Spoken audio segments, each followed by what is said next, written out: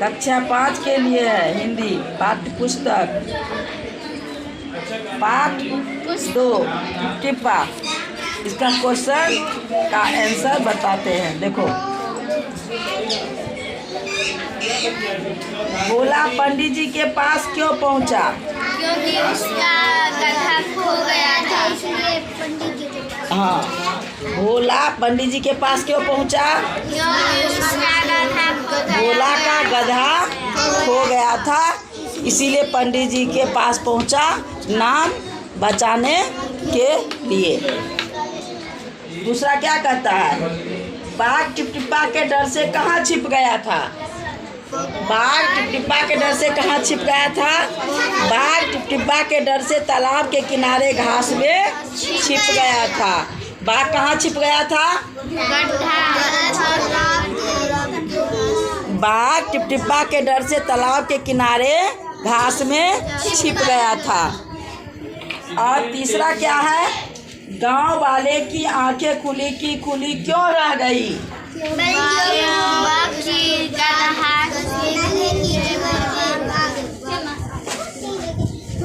गधा के खूंटे पर बाघ को बंधा देख करके गांव वाले की आंखें खुली की खुली रह गई। फिर मैं दोबारा बताने जा रही हूँ। गधे के खूंटे से बाघ बंधा देख करके गांव वाले की आंखें खुली की खुली रह गई। अब यहाँ क्या कहता है? जो कौन किससे परेशान था? दादी किससे परेशान थी? टिपटिपा से, यानी दादी के छत से जो पानी टपक रहा था उससे दादी परेशान थी। पंडित जी किससे परेशान थे?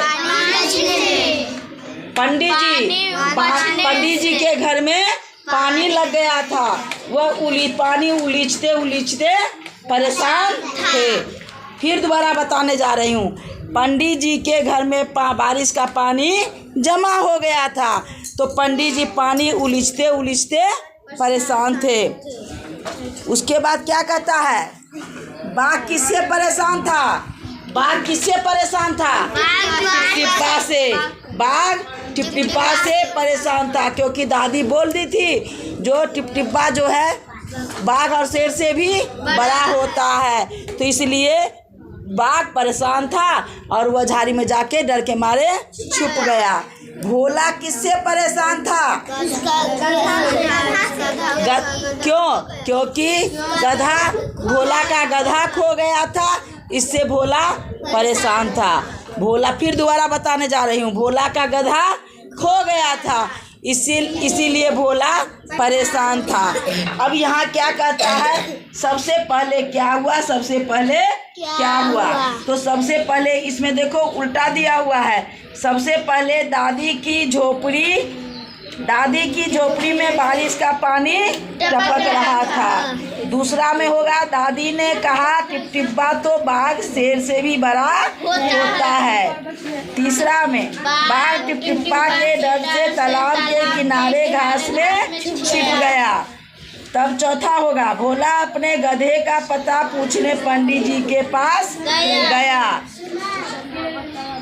उसके बाद ये लिखेगा भोला ने बाघ को गधा समझकर उसे खूंटे से बांध दिया। तब छठा में लिखोगे गांव वाले हैरानी से बाघ को देखने लगे। बना लोगे, इसमें कोई दिक्कत नहीं। आज शब्दार्थ भी याद कर ले। यहाँ पर ये शब्दार्थ याद कर लेना है।